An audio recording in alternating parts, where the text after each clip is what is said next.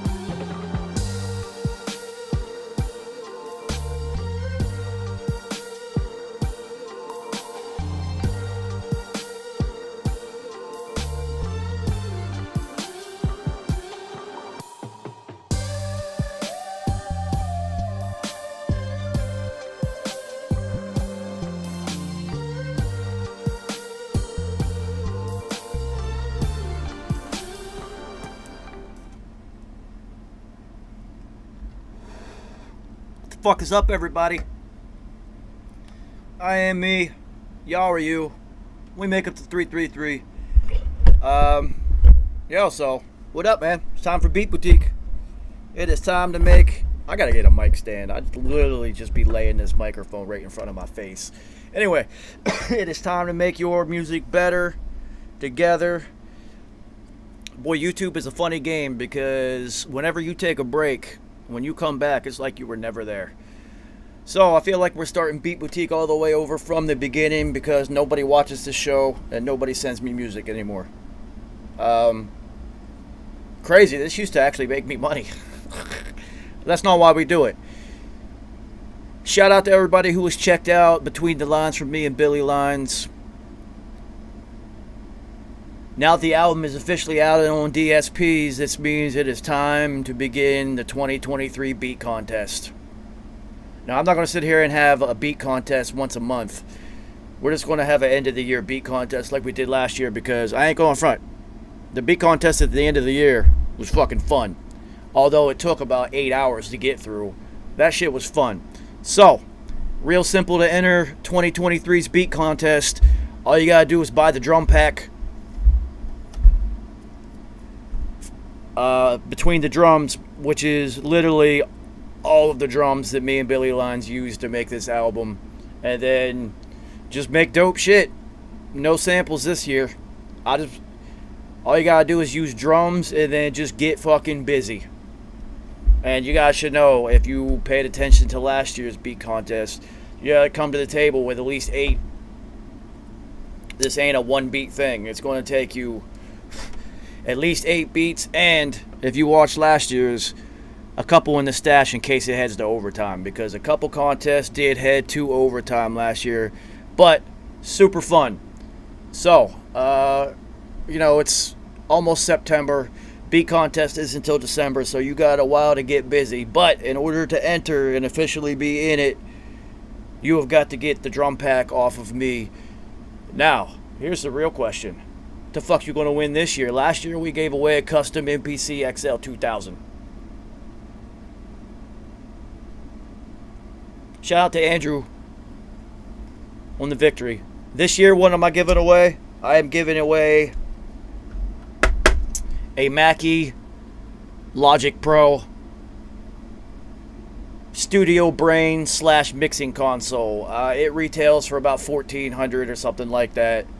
I am going to see if I can get it customized just like we did the MPC. But somebody is about to win a new Studio Brain. Last year was a drum machine. This year it's going to be a studio. Sam Leb, as many people want to enter. And if it gets above 32 people, then I'll cap it at 32. But last year I think we had 20 some. So I don't like to put a cap on how many people can enter. I want anybody to have a shot. And why the fuck not? I'm guessing Andrew didn't think he was going to win that MPC last year, but he did. And I got the Mackie Logic Pro shit around here somewhere. I should have had it out. But you guys, I will keep you updated as we go along and as it evolves. Other than that, how everybody doing? Summer is coming to a close, so that means y'all motherfuckers should be back in the studio making beats. Roberto, what up, homie? So, if you've been making beats, you know where to send them. Send me what you've been working on to beatboutique at 333beatboutique at gmail.com.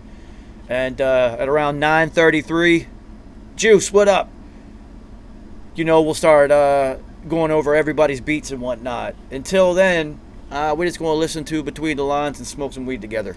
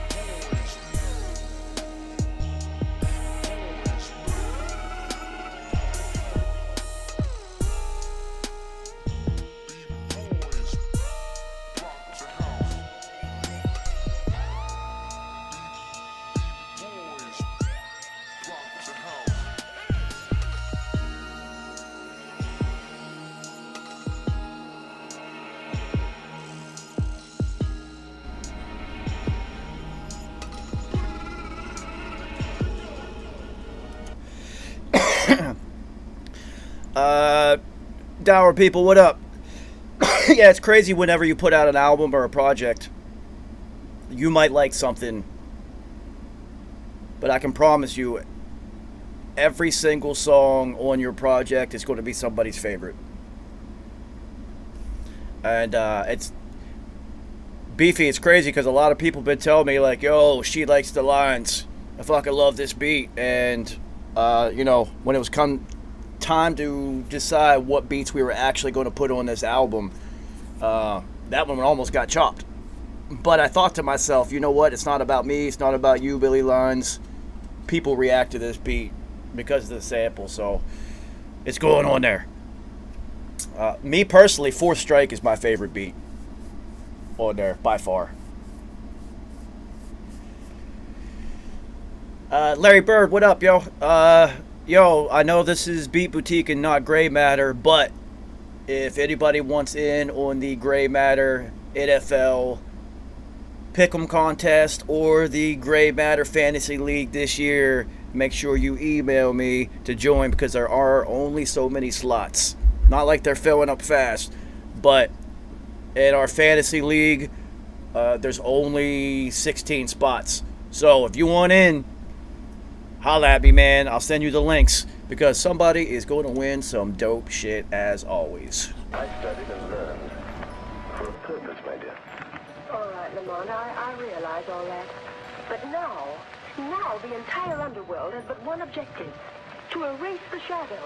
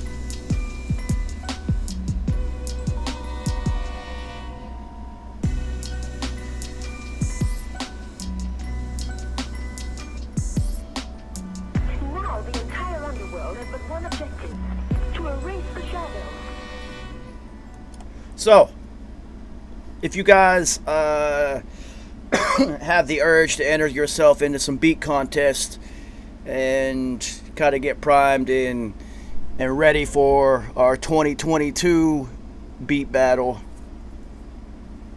I've been up to something. So, the homie Ski Beats, who was my inspiration for doing beat battles, because his Smack Pack challenges were dope, and I wanted to do something kind of like that. And I reached out to him and told him, hey, I like what you're doing. Would you get offended if I kind of did something, my own beat contest? I don't want you to see like I'm biting your shit. And he was like, fuck no. As a matter of fact, let me judge. So our first beat battle, Larry, Fucking Ski Beats was actually the guest judge. So anyway, Ski's primed and getting ready for his next Smack Pack challenge, and somebody is a guest sound designer for this contest. This guy. So, if you guys want to enter a beat contest that's coming up in a month, follow Ski on Instagram and cop the packs and get ready for the next Smack Pack challenge, where this guy right here is one of the sound designers that you will be sampling. Pretty fucking dope, man. I'll let you guys know before you even enter it. This guy took care of all the bass lines. Yeah, man. So, who knows? I might even weasel my way into being a judge for that contest. We'll see. Anyway, it's like 30 days until his next backpack challenge, so follow him on Instagram if you want to jump in a beat battle that's not some internet beat battle where no one actually wins and they just take everyone's money, because those shits happen. This is why I did my beat battle and we listened to every fucking beat live on the air. All these other beat battles, you don't know who's judging it, who does what, how do you get into the finals. You know, you could just be basically just buying tickets to nothing. And that's not how we do it. You send me beats, we're going to play them shits, whether they're good or not. Anyway, that's, if you want to get your beat battle fix on, that's one way to get into the next beat battle that I'm participating in as a sound designer. Larry Bird, all you got to do is cop the Between the Lines drum pack off of me and make beats. That's it. No samples this year. Make your own fucking beats. But you will have to utilize drums, not loops. I'm not making you use the same loops that we did, but just the drums from the album. You're going to have to use at least one of them on each beat. Pretty fucking simple qualifications and a very low bar to clear as far as getting beats actually in the contest. Adianism, what up? All greatness, the majority of greatness in itself doesn't come with goodness. The two don't coexist with one another. And all great men are not good men. Test your power.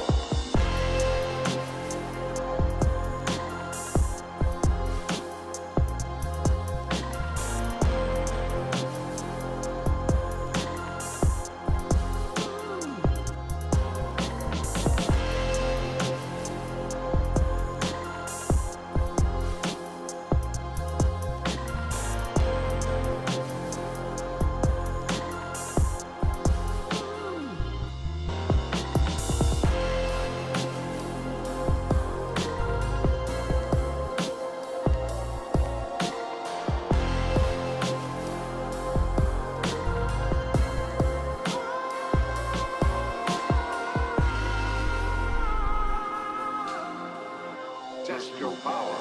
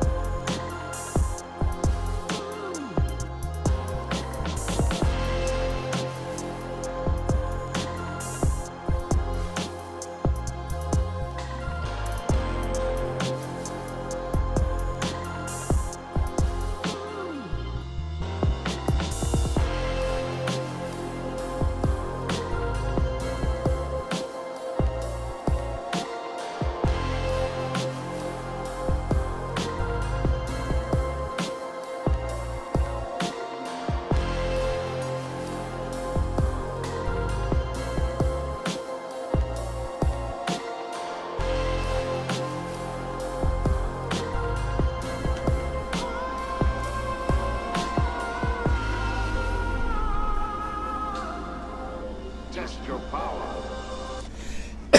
So if you guys remember, about 18 months ago when I decided to start doing these beat contests, what did I say I was going to do? I was like, all right, we're going to take all of the winners and we're going to do an album together. me and everybody who won, we're going to put out an album together. Well, Billy Lyons won 8 out of the 11 months that we had Beat Contest. Andrew won, and Zoltan won one. Actually, I think Zoltan might have won 2. But Billy Lyons basically ran away with it. So instead of doing an album that's like 78.5% Billy Lyons and then, 2 other songs with somebody else, well, me and Billy Lyons, we did our album together. And, I try to be an individual with that. When I say things, I fucking do them. Now, it might take a while, but I fully intend to complete the things that I say. And I said we were going to do an album, and we did. Did I think it was going to take,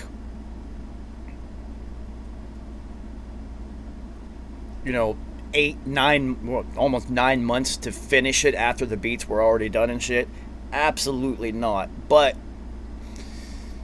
things take time. And I've never been one to rush things. Yeah,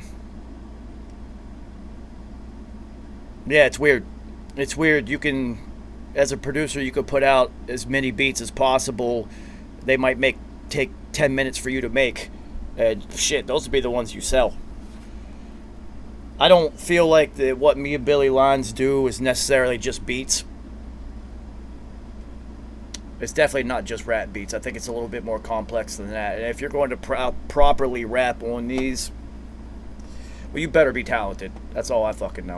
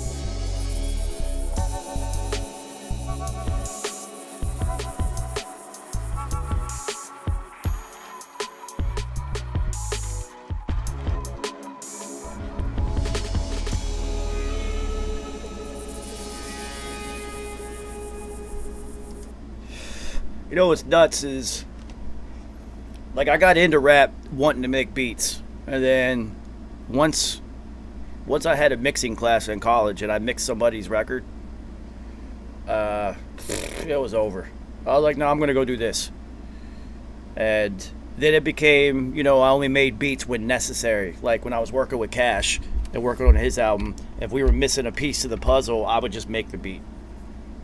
You know, and then it felt like every time I was going through something, I would just like make a beat or whatever. I never really cared about anybody hearing them ever, honestly. And then there were a couple times when P would hear a beat, he would actually be like, yo, why the fuck you never played this for me? And I'd just look at him and be like, yo, you like this shit? I'm one of those people. The things, when I would make beats, I just never thought it was good enough ever, no matter how good it was. Havoc's like that. Havoc is literally the same way, never likes anything that he makes, always thinks that it could be better, no matter how dope it is. It's fucking nuts. I didn't look at it like no matter how dope my shit is. I was just like, oh, it's just not good enough. Because I heard, you know, I'm around Hav and Al and Beat Butcher and like all these producers, and then even unknown producers setting beats to the studio that were absolutely fucking fire. And I'm just like, God, everyone is so much better than me at this shit.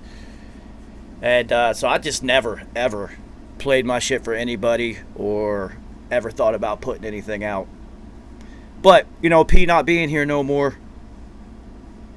I decided I had to change that mindset. And I was going to make sure that I threw myself out into the universe as far as a producer and beat maker and whatnot. So P's not even here, and I still blame him for this one. Because it's just like, there's no way in the world I would have been doing this. Beat Boutique, making beats live on air, or putting out an album of just beats at all. You know, if it wasn't for P. And, you know, shout out to Billy Lines, too, because without him, literally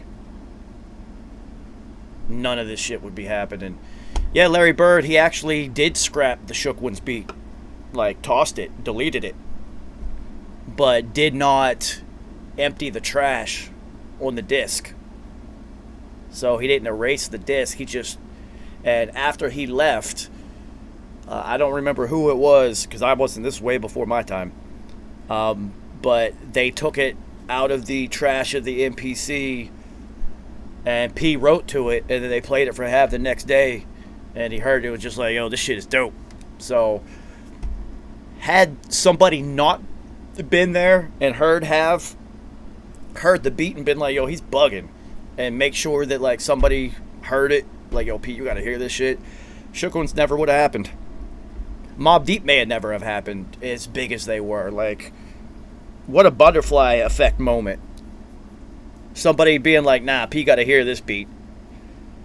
And, you know, being around Havoc for, fuck, it's been like 15 years at this point. That's something he would do. Be like, nah, this is trash. And then just, like, move on to the next thing, even though it's fire. But, like I said, I do the same shit. I'll be like, nah, this is fucking super whack. And try to move on, and then there might be someone to be like, oh, you're fucking bugging. What are you talking about?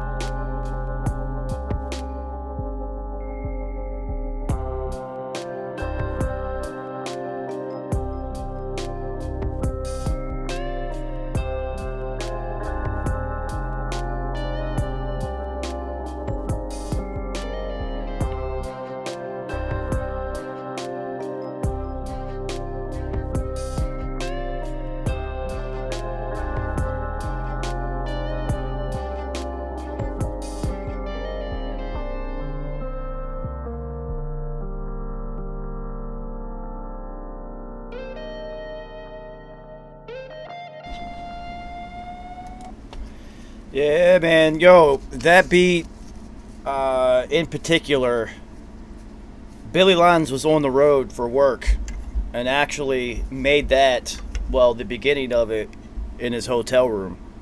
And it was only 2 loops that he had made, and I think a kick, a snare, and a hat. And I was just like, as soon as I heard it, I was like, yo, send it to me. Send it to me right now. You don't even have to finish anything. Like, you send it to me, and I already know. Like, as soon as I heard it, I was like, I hear it in my head what needs to be done. That was a rare occasion, because usually Billy Lyons will give me so much stuff that I actually take a bunch of stuff out and just simplify the beats and streamline things and try to not overcomplicate it.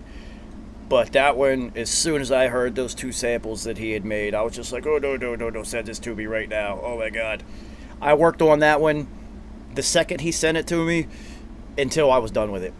I did not stop. Like, that was one of those ones I was just like, yes, now. Now, send it to me now. I know I'm rolling up a little bit early, but, like, whatever. You guys know the fucking deal. John Frank, what up, homie? Yo, John Frank. We're doing a Gray Matter NFL pick contest and a fantasy league if you want in. Bird, yes, I have. It's just, me and Billy Lyons are kind of on that same wave. It's more down-tempo and a little bit slower. But in my past, I definitely made stuff that was quicker. And you know what's funny, Bird? If I make beats by myself, it's going to come out an R&B song. Like, almost guaranteed it's going to be a fucking R&B song.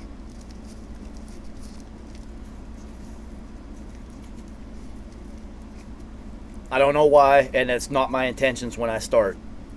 Yo, Hav would be in the fucking studio and I'd be making beats and thinking that, I'm about to make me a fucking Hav beat or something, and by the time I'm done, it was literally an R&B record. It's every fucking time. I just embrace it, and whatever it is that I feel like making, I just make. I wish I could be like Alchemist, but that's not what I do at all.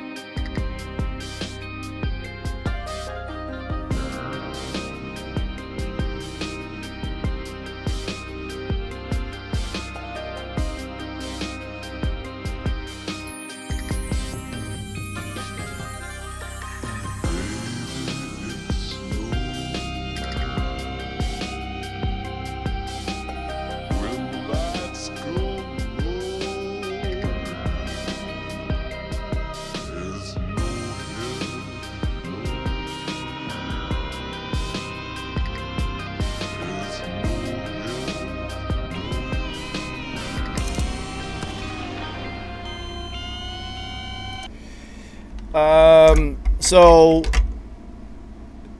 there is a sample in that, but the rest of it is not. Billy Lines is fucking dope. We're not big on the sampling thing. It's more of, there might be one sample to kind of drive it, but that's not going to be the main focus. But usually, even if it sounds loopy and whatnot, we have made our own samples. And because it's just, listen, man, I talk about it, I preach about it constantly, about sample clearance and ownership rights and the hoops that you have to jump through in order to clear samples and whatnot. So fuck it, don't even sample. If you like something that's that you want to sample, just see if you can replay it yourself, or play something like it and then sample yourself, so you don't have to deal with that nonsense. But every once in a while, especially with a couple of the beats, I try to make all of these. My goal with each of these songs is that you can listen to it by itself. Like, you don't have to have anybody rap on this album. It's supposed to be, somebody's supposed to buy these motherfuckers and rap on them. That's the whole point.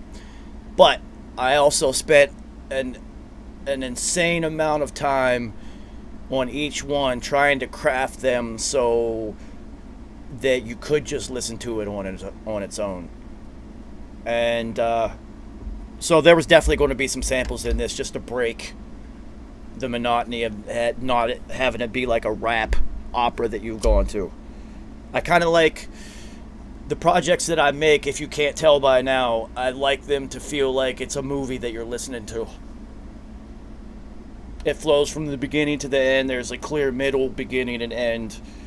It's not jumpy or choppy. There should be no skips. That's the whole fucking goal.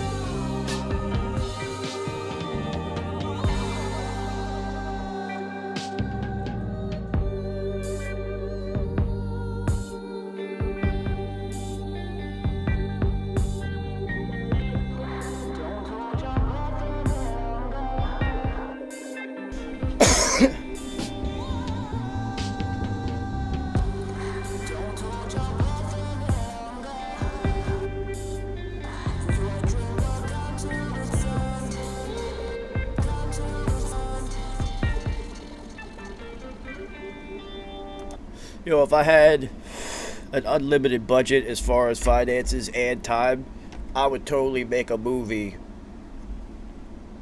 that's, I think this is 44 minutes and 58 seconds long. This album. I would make a movie that has no dialogue or sound. Just a visual that goes to this as a one shot. Now, I'm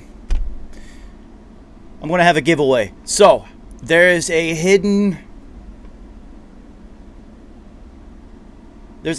figure in this album, in the math. I'll even make it easy. It's in the math. There's a hidden figure.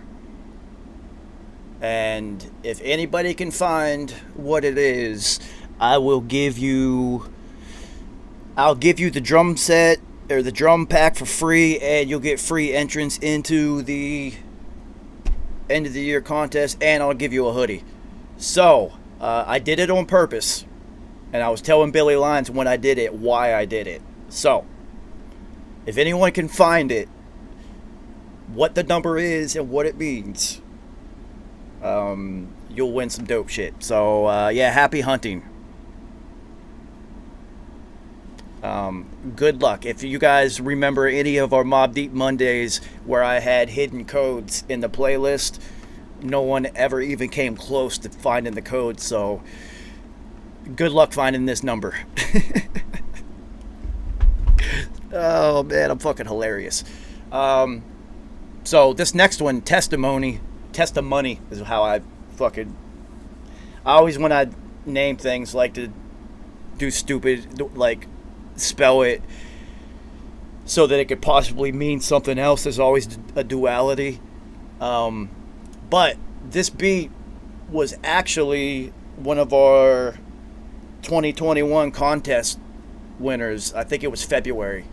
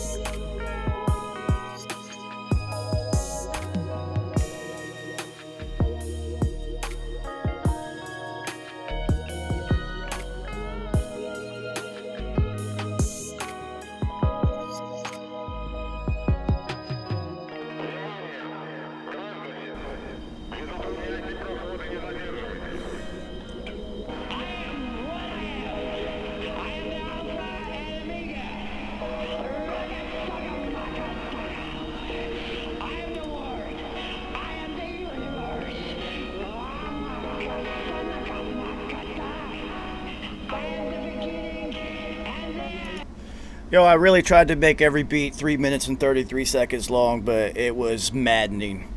And even my brain has been reprogrammed for songs to be about 3 minutes long. The whole 5 minute long thing is so far out the fucking window, especially when you're dealing with rap and hip hop. Even when I'm playing songs on Mobb Deep Monday and RIP TV, the older songs that are 4 or 5 minutes long, it feels like a fucking marathon. Even I'm like, by the third verse, I'm just like, all right, come on. I'm gonna get this going. Like, like, Who Shot Ya? The song's like fucking 6 minutes long. It's like 18 people in there. Absolutely absurd. I was wrong. That was not a beat contest winner. This was the one that won February's beat contest. Guess what time it is, friends and neighbors? It's time we get down to this gentleman and get the size of this funk up in town.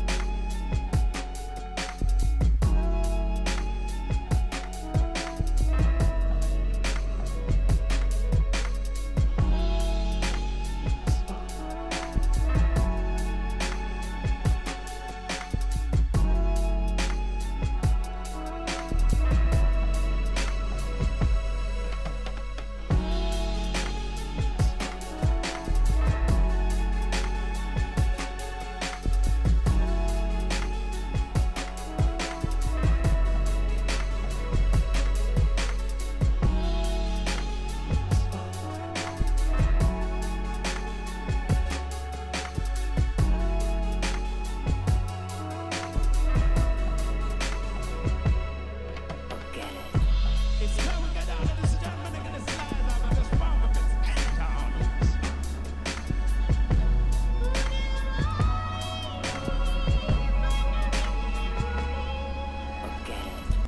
So, I did this intentionally.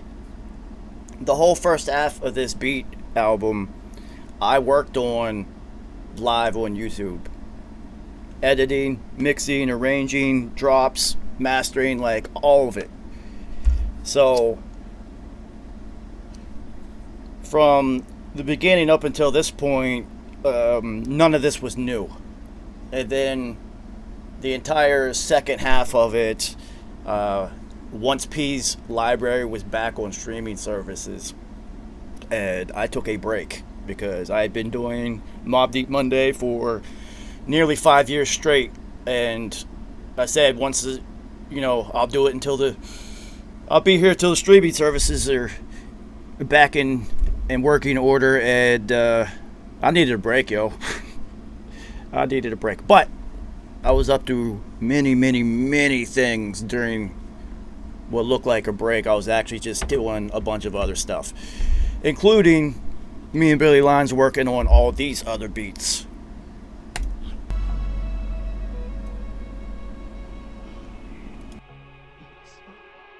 I'm high as shit right now. Fuck.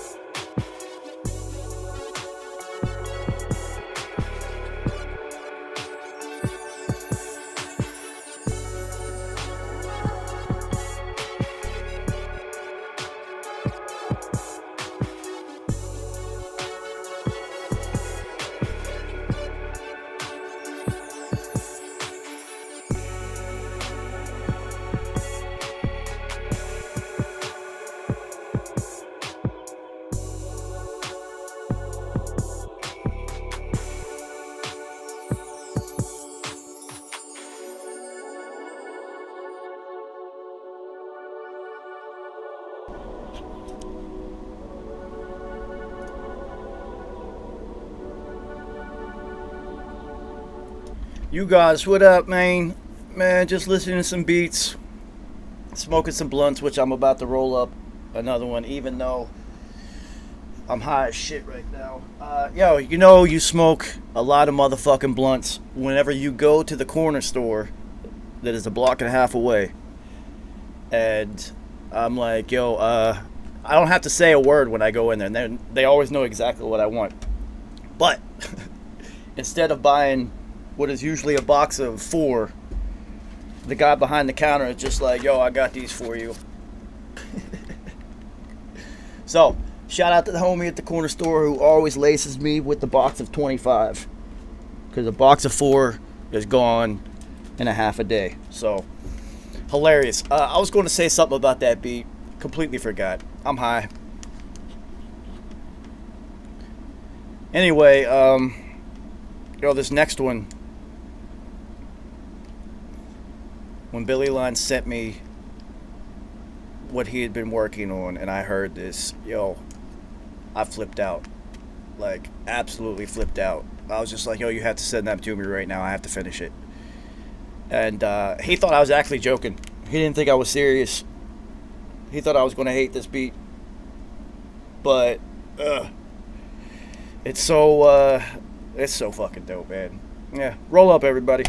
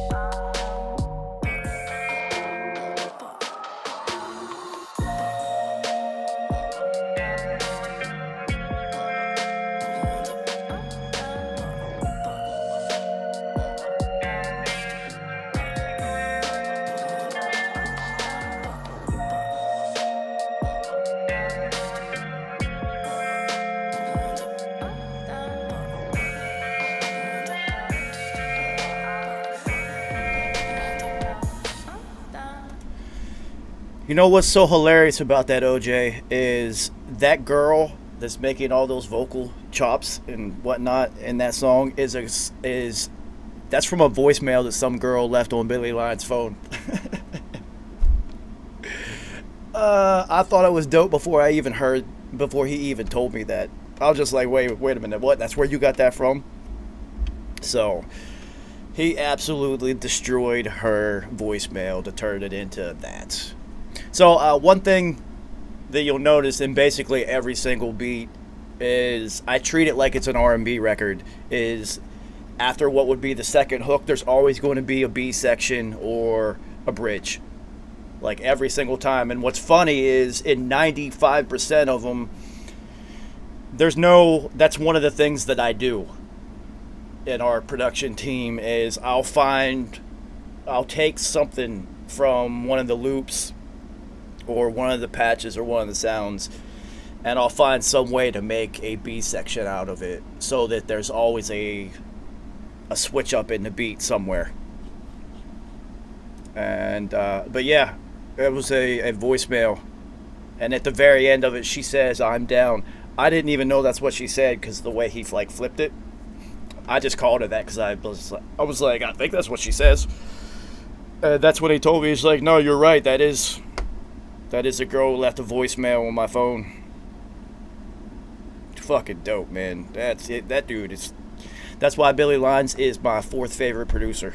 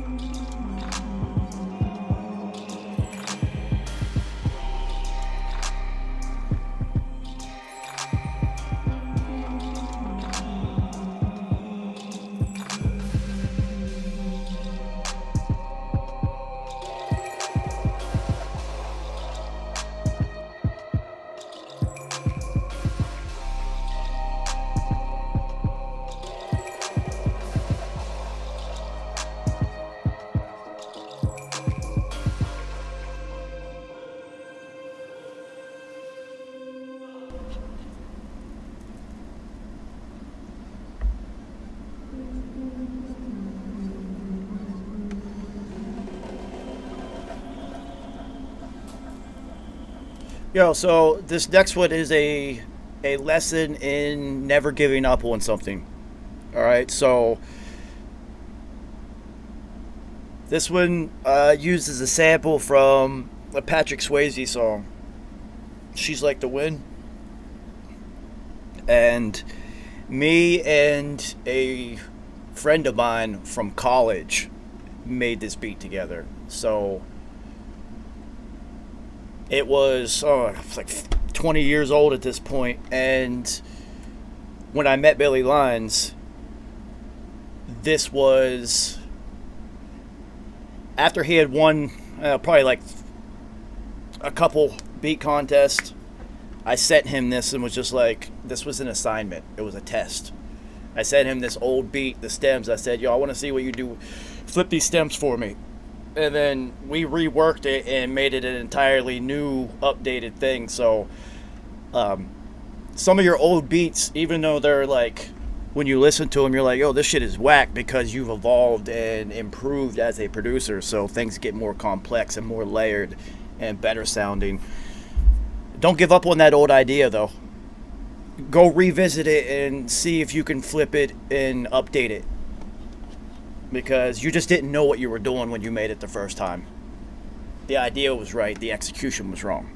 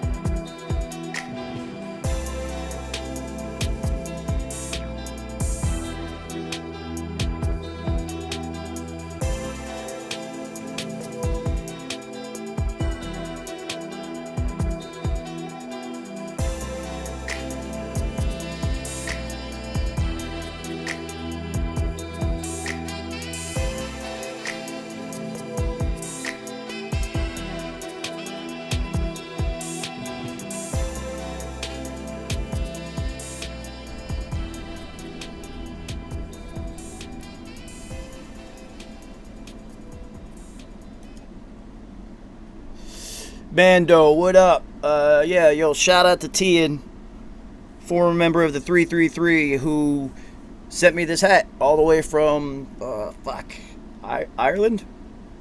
Ireland, England, one of those. Somewhere around there. Yeah, man, so that beat was old. That idea was old. And then, you know, now flipped. It's like we sampled ourselves and then made something completely different. It's also the way that I do beats now is completely different. So when I was working with Roldy back 20 years ago at this point, we would make 15 beats in a day. Like, at least 15 ideas. Some of them we'd get done, some of them would just be ideas and whatnot. We'd always just, once we hit a wall, move on to the next thing. With me and Billy Lyons, we work on one at a time. You might be working on maybe two because you have another idea, but the primary focus is there's one. And we just work on that one until it's fucking done. And I'm not going to lie to you, it feels a lot better to have shit done instead of just a bunch of ideas. Like, you could have literally 500 ideas and, none of them are done. Because you're like, oh, I want to wait till somebody raps on it. Fuck that shit. Finish it. So that's the mindset now, is like, just finish one, no matter how long it takes. It doesn't matter how long it takes. 85 hours straight if it takes that long. Which, on Fourth Strike, I did spend over 80 hours straight on it because I wanted to finish it. Anyway, only a couple more and then we'll listen to what you guys have sent me. Damn, I cannot wait until I can actually tell you the whole story behind some of these beats.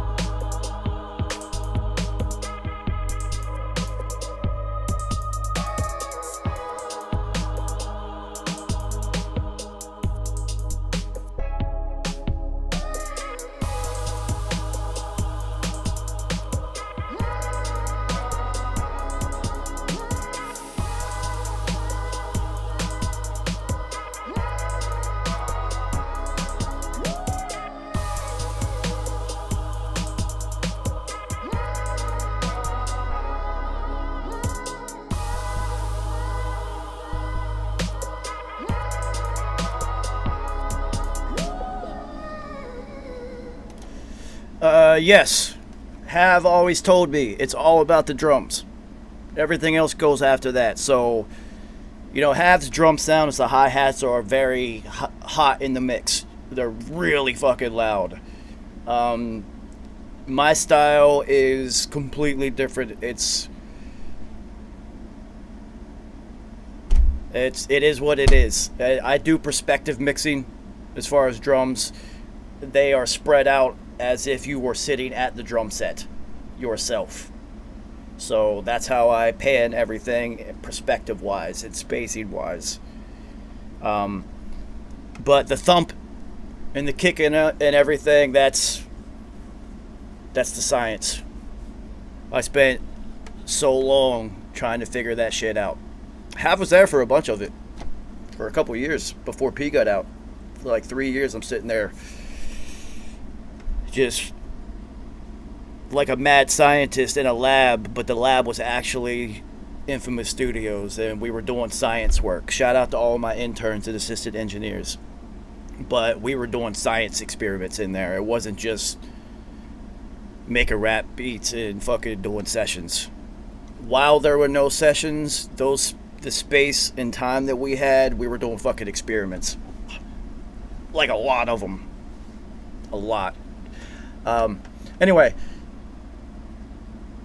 this beat here, Fourth Strike, 84 straight hours I worked on it. Once I got it into my hands, I went for 84 straight hours before I finished it. I couldn't stop. Rarely do I give myself any platitudes for anything, but this one's incredible. I'm happy that I got to be a part of actually making this one, because even if I didn't, I would say the same thing. This one is so fucking dope.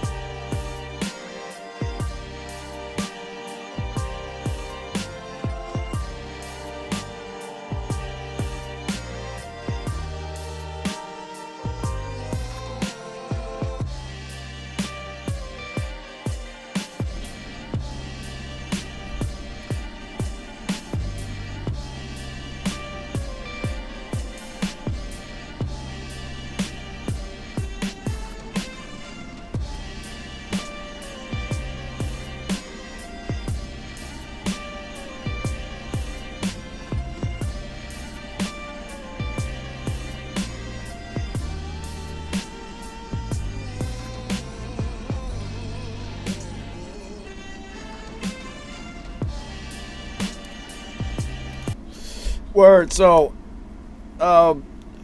Too Fast, what up? Shout out to Andrew.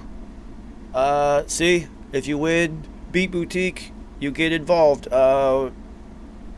with the assist on that one. Billy Lies and Andrew got busy on that one, and then I just mastered it.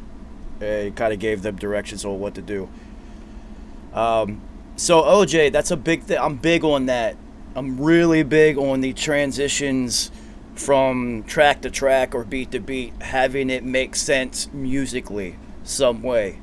And I spend an insane amount of time working on how to smoothly transition from one thing to the next.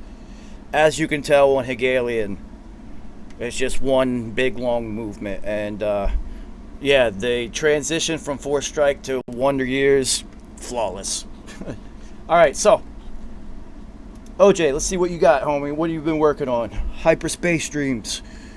Let's see.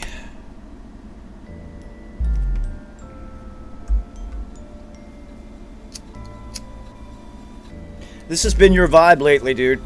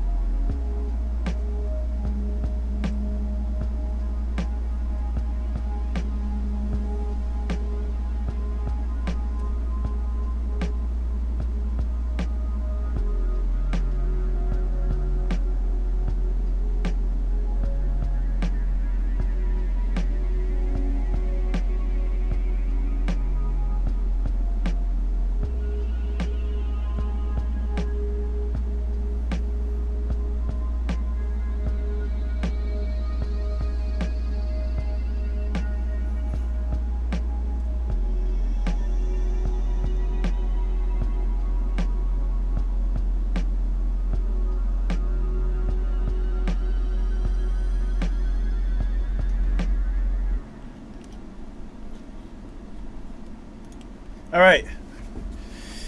That was an adventure. So how do I want to put this? Sonically, fire, much improved. The kick and the bass are almost flawless, placed on top of each other. The goal on the low end of your mixing is when the kick and a bass note hit at the same time, that you can hear and feel them separately, but also as one. You achieved it on that one. Excellent. Well done. It's not easy. Mastering how to manipulate the low end of music properly so that each has its own space is very difficult. You achieved it on that, and so whatever you did, keep building on that for all of your production. It sounds great. Like, the mixing is excellent, dude. My question is, what's the point? What's the goal? What's the end game on this? Is it a standalone as is because it's dope as fuck because it moves so much and it changes so much? Is it the goal for, like, rappers and to make money? Because if that's the point, then you could cut that into about 12 different beats and build off of each section into its own beat, and, you know, more bang for the buck. Or if you can get somebody that's dope enough to rap over the entire thing, because then they could have, there's a whole entire narrative that you can go through. Dope, dude. I like it, especially sonically. I'm a mix snob, clearly, because that's what I do professionally, so I don't give platitudes for mixing very often. You did very well on that one. Good job, dude. Like, you have to... I just won't say anything about the mix on something if I don't like it. So, for me to actually say something usually means that you have taken a massive leap forward. So, good job, dude. Proud of you. Sean, I know you've probably been, even if you're still here. I would have started listening to... See, Juice, it doesn't matter. So, Emancipator taught me that. Because on his first album, when I met him, I was like, dude, what did you mix this on? I just wanted to know because it sounded so good. I was like, what did you use? And he's like, yo, the speakers that come with the computer. I was like, wait a minute, what? And then, you know, talking to Alchemist about the same theory, he's like, it doesn't matter what you mix on as long as you learn what it's supposed to sound like on that. So I have NS10s, and every professional engineer is going to have a set of NS10s, and they don't sound good. They're not supposed to sound good. This isn't elite level sonic capabilities here. The point with NS10s is if you can make it sound dope on them, it's going to sound good everywhere. And transferability is the biggest part of mixing to me. It's always going to sound good on whatever you mixed it on. What's it going to sound like for everybody else? In their car, in their earbuds, like however they're listening to it, it has to still sound consistently good across the board. That's why I always use these headphones, because they have high transferability. Whatever it sounds like in here usually sounds like that everywhere else. I kind of always dub these the NS10s of headphones. So, Sean, welcome to the Thunderdome, even though this is not actually a beat battle and we're not doing that until December. But, welcome to the Thunderdome, homie. It's always good to have somebody new jump in. There's something with our society that's fucked up. This shit ain't by no goddamn accident. This is white society. They have fucked us up. They brainwash you with their news media because it's powerful and you believe it. This is real. Am I lying? We were just too stupid to pick up on it. And if they try to get behind us, it ain't. That's what you gotta watch. They come up with all kind of shit. Some wild shit, okay? A damn shame. I'm into the real deal because we know what's up. It's basic, it's simple, it's full of shit. Don't come to LA with that shit.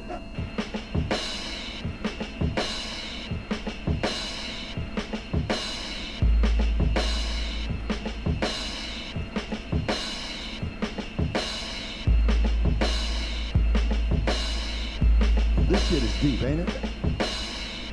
And the rumors. You've heard them. Everybody's tweaking.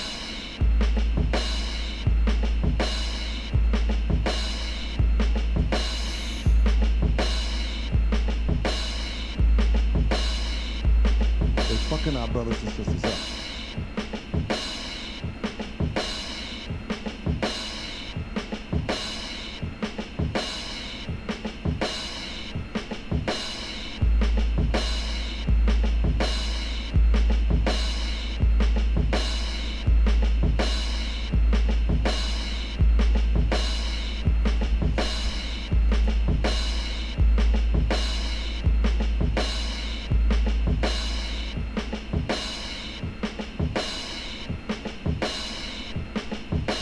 People that get offended easily, y'all should just get the fuck out now.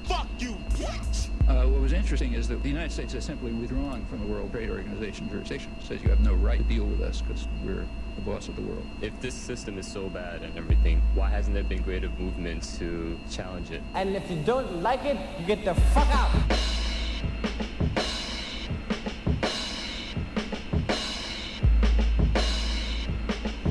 All right, so this is why we do this. Since it's comedians in the beginning and the middle sample until it changes to some political stuff, I would put a like a stand-up bass. Use that sound and put a bass line in there, because if it's a stand-up comedian, essentially the vibe is that they're on a stage, so you would want the proper setting behind them, so it'd be more jazzy. And some horn sample. Nothing crazy. And then maybe some, like, make it feel like a jazz band. You know, there's always the theory when you're making beats that you hear somebody on it, so you always are supposed to leave space for it. So in all of the production work that I do, no matter how many layers are in the beat, there's still going to be space for somebody, because it's supposed to be. And I forget who it is. Fuck. I'm high. I forget who it is, but they take acapellas and put them over whatever beat they're working on to make sure that there's a pocket for the artist. So, yeah, make it feel like a jazz club. That'd probably be dope.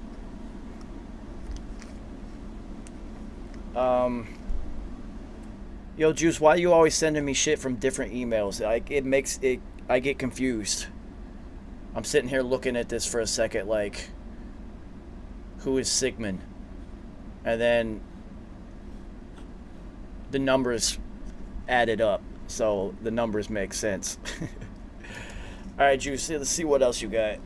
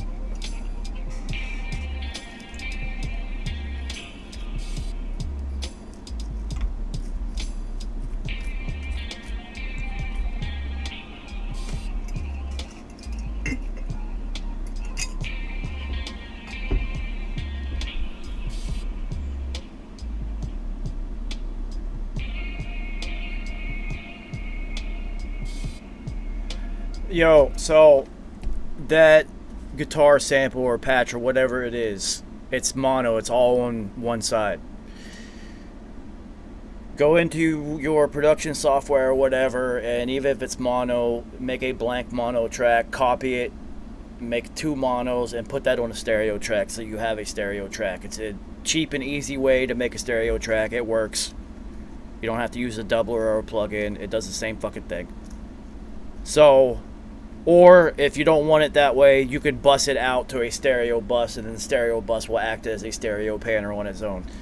Then you could do the same thing. Possibly I wouldn't for the other sounds that are on the other side, but you can fill up the space more, and then you can make the other one move, which is my whole point, because they're just so stationary. So make one of them stereo, and then the one that's quieter, the softer one, you could actually make that move now and create spacing. And you know, the third dimension, as I always talk about, is delays and reverbs. It's how you create the third dimension, because it's a 2-dimensional space that you're working in. You have to create the third dimension, and the fourth dimension is time, which you're also creating.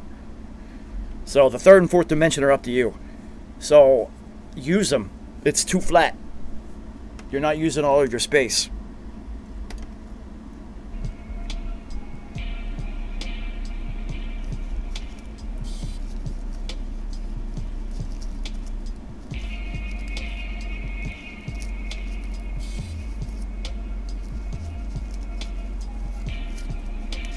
And you have to think about the people who might, for some fucking reason, be listening in mono.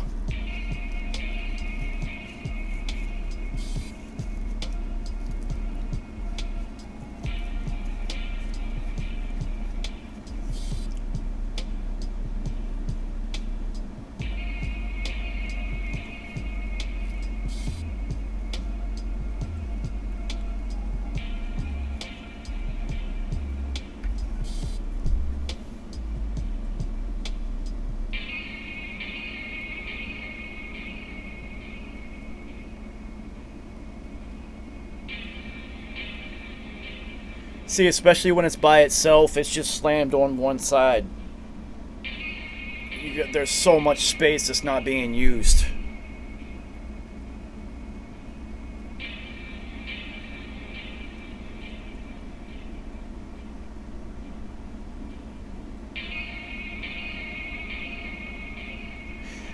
This is too long, and it's too slow to be this long also.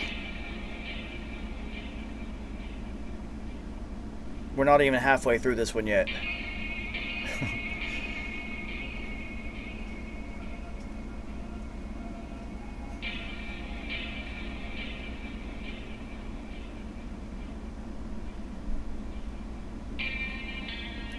Yeah, it's efficiency, because Juice, you do a lot of, you know, production in the style of you'll release a lot of things so they stand on their own. Make it more efficient, man. The listener is too stupid to pay attention for too long. Everything is so instant. You can't. That's why all the beats that I made, most of them honestly are less than 2.5 minutes, because it's just, if it's not going to do a whole lot of changing like the first one did, then you're not going to hold their attention that long. You didn't even hold my attention that long. Sam, what up, homie? Let's see what you got.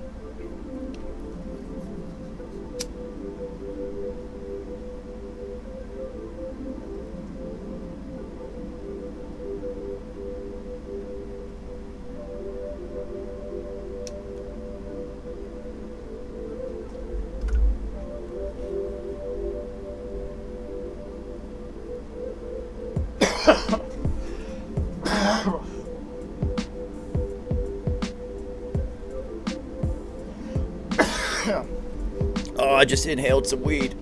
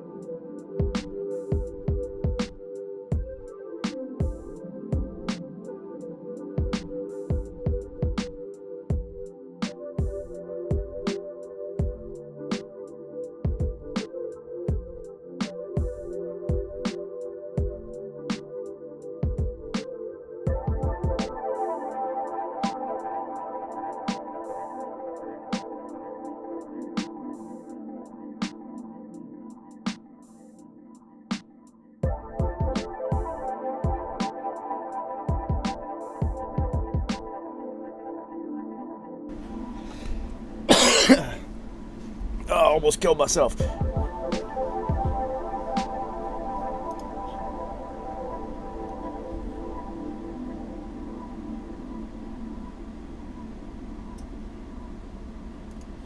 So Sam,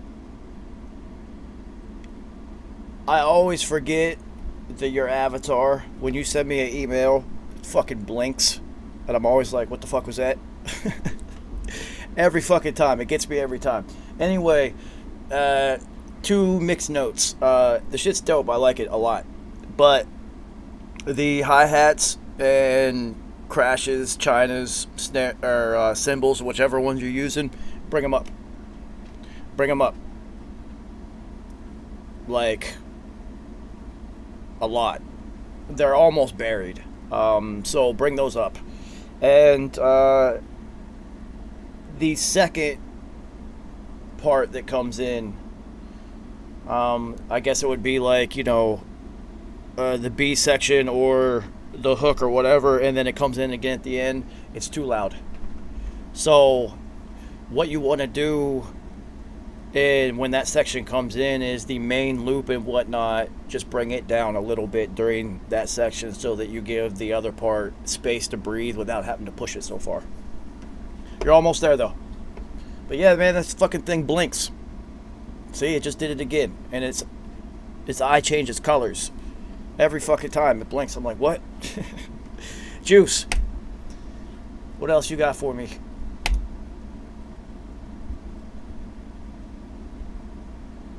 Yeah, bring the hats up, homie. All the production that's not the kick and the snare, bring them up.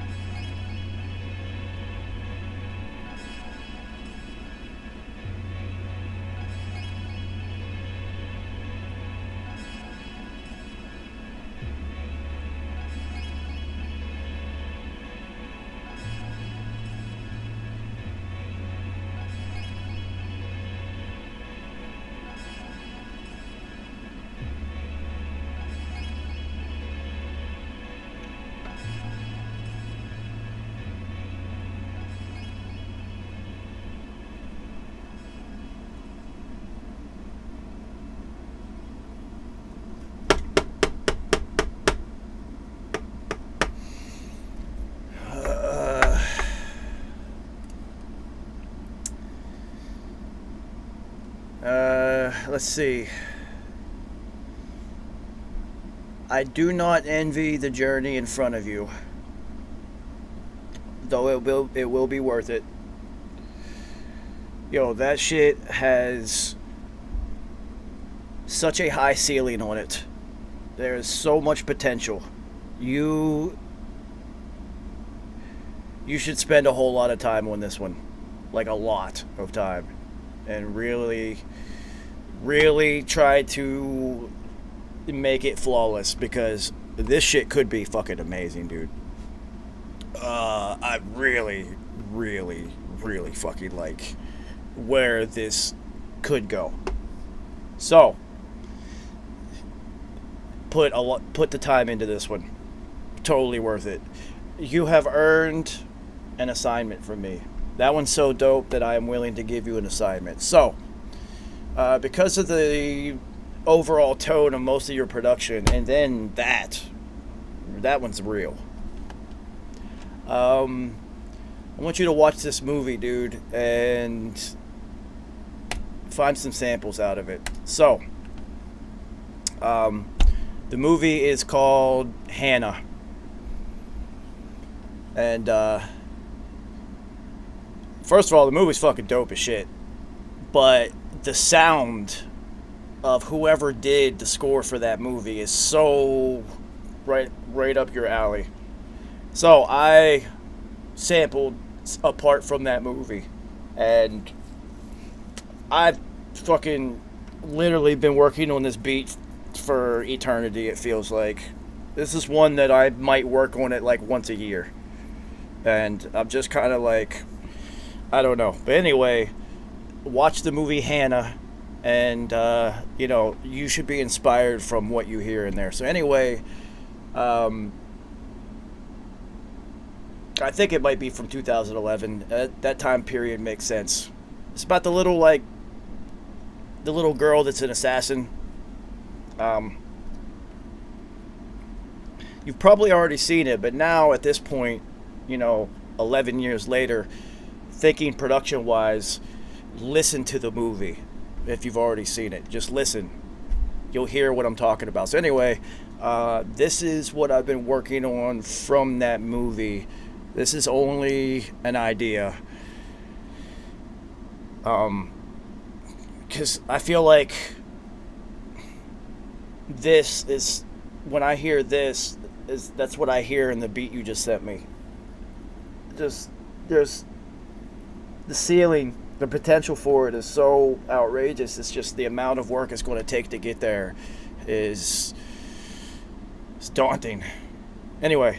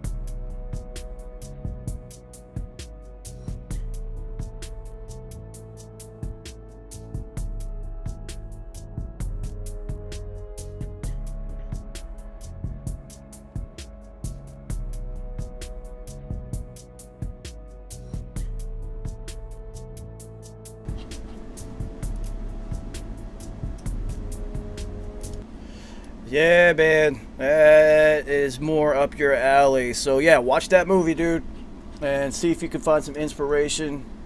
You have now earned yourself an assignment from me. You've actually earned 2 of them because number 3 there, you need to really work on that one. All right, you just sent me another one. We will check out one more. I still got some weed left in this blunt.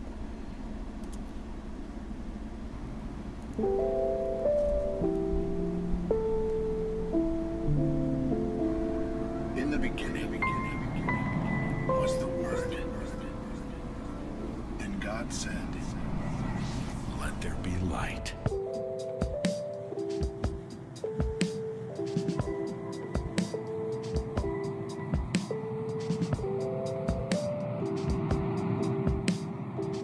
Now, as you listen to the sound of ocean surf, move your body into a more relaxed position. Release any tensions or strain points. Move into whatever position is best for you.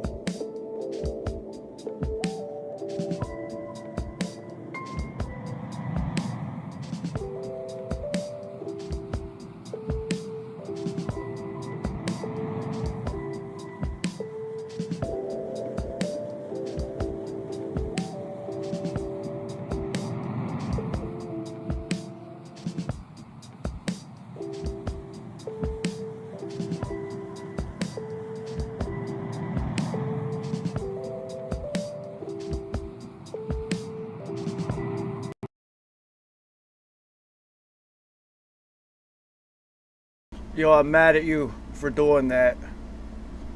You don't follow up what you just sent me with anything else that's not above that said the same bar. Don't do that. I'm not listening to the rest of that beat. Fuck, who was it that where'd it go? I don't want to say his name wrong. Fuck. God damn it. Mando. Sometimes I make beats. I know you asked me this a long time ago, but sometimes I do make beats that are a little bit quicker than just the low 80s tempo. I do have a little bit of blunt left, so this is about the only example I can think of, to be honest with you. This is another one that I've been working on perpetually.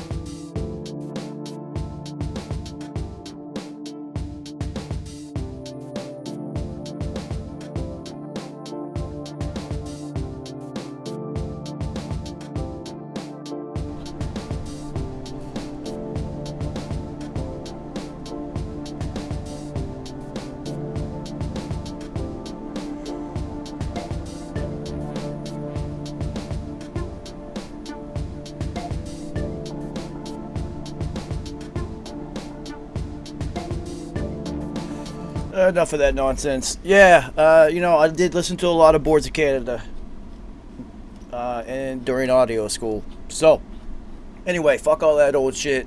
Always on the new shit. Yeah, I'm done. I'm done. There's nothing new. No, Juice, I'm not listening to anything new. No. Nope.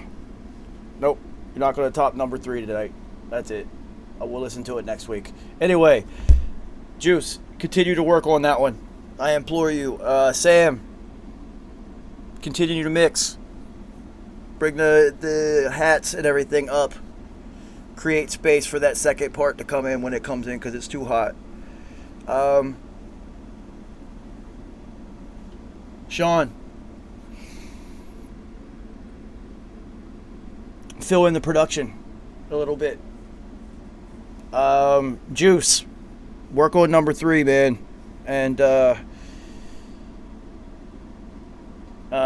what the fuck else? I don't know. I got nothing else for you. All right, so it's Thursday. I'll see you guys Saturday night at midnight for RIP TV. Until then, keep fighting the good fight.